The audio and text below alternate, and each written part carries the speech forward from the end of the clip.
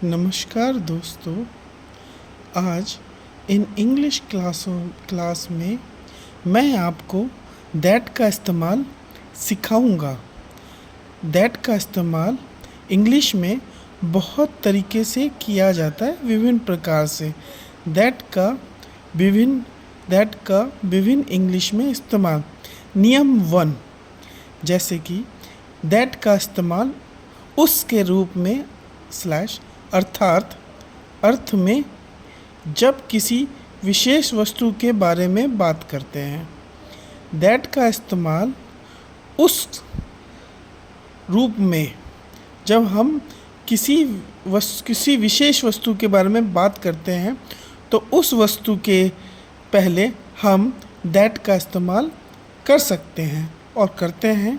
जैसा एग्जाम्पल में दिया हुआ, I will go with you in that car. मैं उस कार में आपके साथ जाऊंगा। तो दैट का यहाँ पे अर्थ उससे है। आप यहाँ पर कार की जगह कुछ नहीं भी लिखते, कुछ और भी लिख देते वहाँ, तब भी दैट का सेंस या अर्थ उससे ही जाता। जैसे कि हम कह सकते हैं, I am tired because of that. मैं थक गया हूँ उसकी वजह से। तो यहाँ पर दैट का जो सेंस है उसके सेंस में आ गया है, अर्थ में आ गया है। एक बार और समझते हैं। दैट का इस्तेमाल हम हिंदी में उस के लिए कर सकते हैं। जैसे कि एग्जाम्पल में दिया हुआ है, I will go with you in that car. That का यहाँ पे अर्थ है उस कार में। अब हम दूसरा इस्तेमाल देखते हैं दैट का।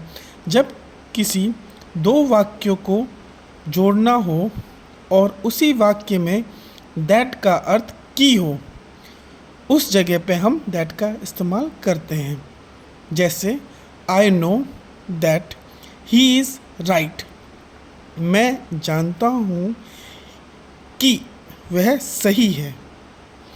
इस वाक्य में दैट का जो अर्थ है वह की है। आई नो दैट, मैं जानता हूँ कि ही इज़ राइट।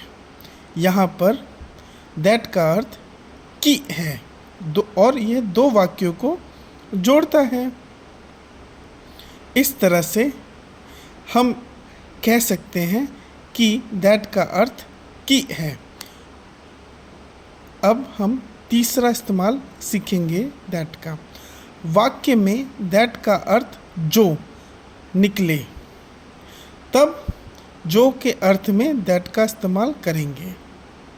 जैसे we will go to Berlin, that is a beautiful capital. हम बर्लिन जाएंगे जो सुंदर राजधानी है। आप इस बात को ध्यान दीजिएगा कि यहाँ पर नियम 3 में दैट का इस्तेमाल जो के सेंस में दर्शाया हुआ है। यहाँ पर दिया हुआ है, हम बर्लिन जाएंगे जो सुंदर राजधानी है। We will go to Berlin, that is a beautiful capital. यहाँ पर दैट का अर्थ जो निकला है। आप इन तीनों दैट के इस्तेमाल से अलग अलग अर्थ देख सकते हैं। जैसे पहले नियम में दैट का इस्तेमाल उस से दिखाया गया है, दूसरे नियम में दैट का इस्तेमाल की है और तीसरे में दैट का इस्तेमाल जो दिखाया गया है।